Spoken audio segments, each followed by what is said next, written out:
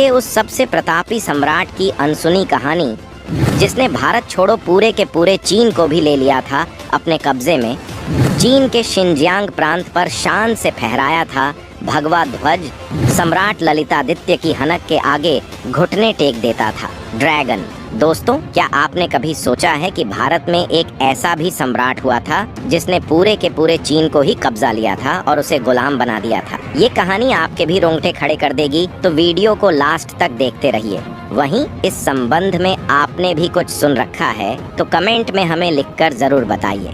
ये कहानी शुरू करने से पहले हम कश्मीर के उस मंदिर के बारे में जान लेते हैं जो इसका पूरा का पूरा इतिहास खुद में समेटे हैं। दोस्तों, कश्मीर के अनंतनाग में एक टूटा फूटा मंदिर है जिसे मार्तंड मंदिर कहा जाता है। फिलहाल ये मंदिर टूटी फूटी हालत में है। बॉलीवुड की फिल्म हैदर में इस मंदिर के टूटे खंडहर को शैतान की गुफा के रूप में दिखाकर इस सूर्य मंदिर का अपमान किया गया था, जिस पर बवाल मचा था।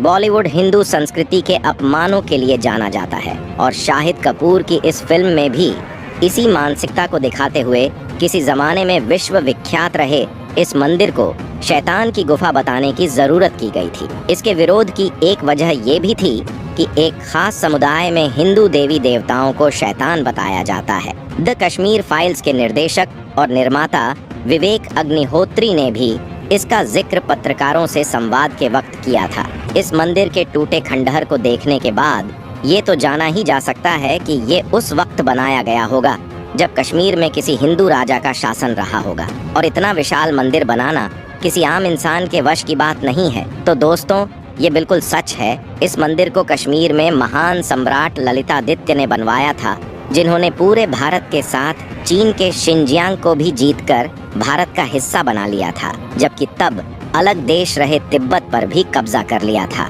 तो दोस्तों, भारत के इस भयंकर ताकतवर सम्राट के गौरवशाली इतिहास और उनके जंगी अभियानों के बारे में जानने के लिए पूरा वीडियो देखिए। भारत के सुनहरे अतीत के बारे में जानकर आप गदगद हो जाएंगे। कारकोट वंश के 5वें राजा बने सम्राट ललितादित्य। उनके शासन को कहा जाता है कश्मीर का स्वर्ण काल। गुप्त वंश के बाद बिखर चुके भारत को किया था एक।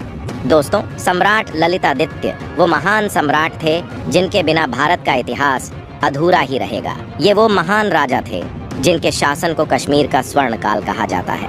गुप्त वंश के बाद अखंड भारत छोटी छोटी रियासतों में टूट गया था और सम्राट ललितादित्य ने इन सारी रियासतों को एक करने का काम किया और भारत को फिर से एक बनाया था। लेकिन उनका ये अभियान केवल भारत तक ही सीमित नहीं रहा, बल्कि उन्होंने शिनजियांग प्रांत को भी जीतकर भारत का हिस्सा बना लिया था। दोस्तों, सम्राट ललितादित्य ने चीन पर कैसे अपने अभियान को अंजाम दिया था, इस बारे में आपको बताने से पहले हम आपको उनके भारत में चलाए अभियानों के बारे में बताना चाहेंगे। सम्राट ललितादित्य ने अपना पहला अभियान बनाया कन्नौज विजय का। इस वक्त कन्नौज में राजा यशोवर्मन राज करता था। सम्राट ललितादित्य और यशोवर्मन के बीच भयंकर युद्ध हुआ, जिसके बाद दोनों शांति समझौते के लिए तैयार हुए, जिसे नाम दिया गया यशोवर्मन ललितादित्य संधि। और संधि के लिए जो शर्तें रखी गई थीं वो दोनों राजाओं को मंजूर थीं। ये संधि फिर भी नहीं हो सकी। हुआ ये कि ललितादित्य के एक मंत्री ने संधि पत्र में यशोवर्मन का नाम ललितादित्य से पहले आने पर ऐतराज किया, जिसके बाद ललितादित्य ने अपने मंत्री की बात सुनते हुए संधि कैंसिल कर दी और दोबारा दोनों को बीच जंग शुरू हो गया, जिसमें ललितादित्य को विजय मिली। और इस विजय से उत्साहित होकर सम्राट ललितादित्य ने पंजाब, अफगानिस्तान सहित कई इलाकों में सैन्य अभियान चलाया और जो भी सामने आता था उसे मिट्टी में मिला दिया जाता था। एक के बाद एक जीत हासिल करने के बाद उन्होंने 735 ईस्वियों के आसपास बिहार, बंगाल और उड़ीसा पर हमला बोला और जीत हासिल की। इसके बाद उन्होंने दक्षिण की ओर अपने घोड़े का मुंह मोड़ दिया था। उस वक्त भारत में 2 मुख्य रास्ते हुआ करते थे जिनसे व्यापार किया जाता था। ये रास्ते थे दक्षिणापथ और उत्तरापथ। उत्तरापथ पंजाब से बंगाल तक जाता था, वहीं दक्षिणापथ वाराणसी से होकर दक्षिण में चोल राज्य की सीमाओं तक जाता था। दोस्तों, चोल राज्य उस वक्त बेहद ताकतवर था और इस साम्राज्य की गौरवशाली गाथा इतिहास में दर्ज है। दक्षिण सिनेमा इस साम्राज्य पर कई फिल्में बना चुका है। सम्राट ललितादित्य के दक्षिण अभियान में कर्नाटक की एक रानी रत्ता ने मदद की थी जिसके चलते उनकी सेनाएं कावेरी तक पहुंची थीं। दक्षिण में युद्धों में उन्हें कितनी सफलता मिली थी, इस बारे में माना जाता है कि उन्होंने कई राज्यों को जीता था और इस अभियान के बाद ललितादित्य ढेर सारी धन दौलत लेकर कश्मीर लौटे थे। 14 वर्ष के इस लंबे अभियान की वजह से ही ललितादित्य का जलवा पूरी दुनिया में कायम हो गया था। दोस्तों, सम्राट ललितादित्य ने भारत को ईरान, तुर्क तक फैला दिया था। फिर भारत के सफल अभियानों के बाद ललितादित्य की चीन पर नजर गई। चीन के शिनजियांग को जीतकर भारत में किया शामिल। उस वक्त ताकतवर तिब्बत को भी दी थी करारी शिकस्त। चीनी तुर्की सैनिकों को सेना में शामिल करके बनाया मिशन। चीन पर फतह हासिल करने के लिए सम्राट ललितादित्य ने एक योजना बनाई थी, जिसके तहत उन्होंने अपनी सेना में चीनी और तुर्की सैनिकों को शामिल किया था। चीन के पास युद्ध की बेहतरीन टेक्नोलॉजी थी, जिसे उन्होंने जखीरे में शामिल किया था। उनके एक कमांडर का नाम कानकुन्य था, जिसे चीनी माना जाता है क्योंकि मंदारिन भाषा में आर्मी जनरल को कैनक्यून कहा जाता है। वहीं 7वीं सदी में अरब आक्रमण से पर्शिया, जिसे आज ईरान कहा जाता है, वहाँ का शासन वंश कमजोर हो गया था। सेंट्रल एशिया के तमाम राज्यों के हालात खराब थे। ऐसे में मौके का फायदा उठाते हुए ललितादित्य ने सेंट्रल एशिया के कई शहरों पर जीत हासिल की और चीन के शिनजियांग प्रांत पर भी विजय हासिल की। दोस्तों, चीन पर ललितादित्य के अभियान में एक घटना ने बहुत मदद की जो बेहद रोमांचक है, जिसका जिक्र चीन के ऐतिहासिक दस्तावेजों में मिलता है। 7वीं सदी में चीन में टैंग नाम का साम्राज्य था। वहीं तिब्बत भी एक साम्राज्य हुआ करता था जो चीन से भी ज्यादा ताकतवर था। दोनों के बीच तगड़ी तनातनी थी। ऐसे में दोनों साम्राज्यों के बीच शांति समझौते के लिए एक शादी का सहारा लिया गया। 12 साल की एक टैंग राजकुमारी की शादी तिब्बती राज परिवार में कर दी गई, लेकिन वहां राजकुमारी इतनी परेशान हो गई कि उन्होंने वहां से भागने का फैसला कर लिया था। राजकुमारी ने इसके लिए सम्राट ललितादित्य से मदद मांगी और तब कश्मीर के राजा की तरफ से जवाब में एक खत भेजा गया। ललितादित्य ने टैंग राजमहल में भी एक खत भिजवाया, जिसमें उन्होंने बताया था कि कैसे उनकी सेना तिब्बतियों को कई बार खदेड़ चुकी है।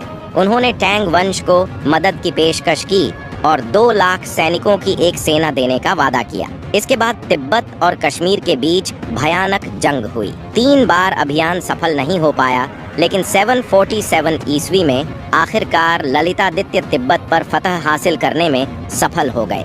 इसके अलावा उन्होंने बाल्टिस्तान पर भी विजय हासिल की, जिसे सोने का खान कहा जाता था। सम्राट ललितादित्य को केवल अपने जंगी अभियानों के लिए नहीं जाना जाता है, बल्कि उन्हें उनके विकास कार्यों के लिए भी जाना जाता है। उन्होंने तमाम विकास कार्य किए थे, जिससे जनता उनसे बेहद खुश थी और उन्होंने 37 साल तक राज किया था। उनके तमाम ऐतिहासिक विकास के कामों को जानने के लिए वीडियो को आगे देखिए। भव्य सूर्य मंदिर का अनंतनाग में करवाया निर्माण, नहरें बनवाकर बाढ़ को खतरे पर लगाया अंकुश, तमाम नए शहरों, मठों और स्तूपों को दिया आकार।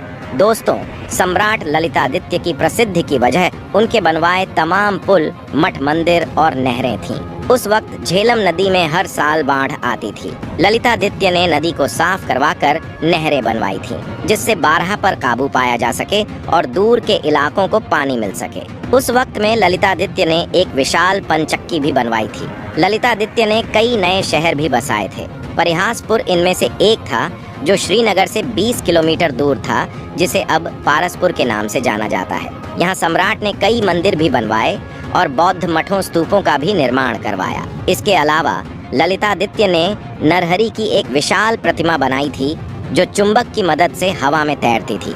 एक विष्णु स्तंभ का भी निर्माण कराया, जो 54 फीट लंबी थी और उसके ऊपर गरुड़ की प्रतिमा बनी हुई थी।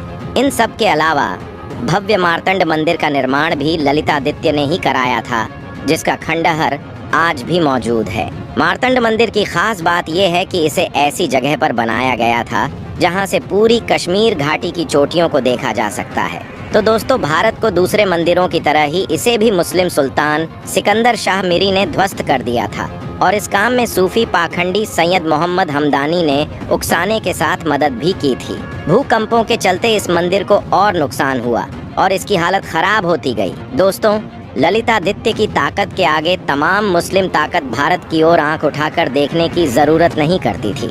जब 8वीं सदी के शुरू होते ही अरबों का आक्रमण काबुल घाटी को चुनौती दे रहा था और सिंध के रास्ते से मुस्लिम ताकतें भारत की तरफ बढ़ रही थीं, तब ललितादित्य ने विशाल सेना के साथ तुर्किस्तान पर धावा बोला था। वहीं ईरान को भी कब्जे में ले लिया था। इसके अलावा सम्राट ललितादित्य ने कश्मीर पर आक्रमण करने वाले अरब हमलावर मोमिन के खिलाफ 4 युद्ध लड़े और चारों बार उसे हराया। उनकी मृत्यु को लेकर अलग अलग कहानियां हैं।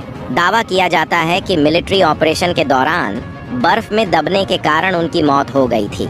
हालांकि इसका कोई पुख्ता सबूत नहीं है, लेकिन इतना तो तय है कि भारत के इस महान राजा ने दुनिया भर में भारत का डंका बजा दिया था। तो दोस्तों, भारत के इस महान सम्राट और उनके विजयी अभियानों पर आप क्या कहना चाहेंगे?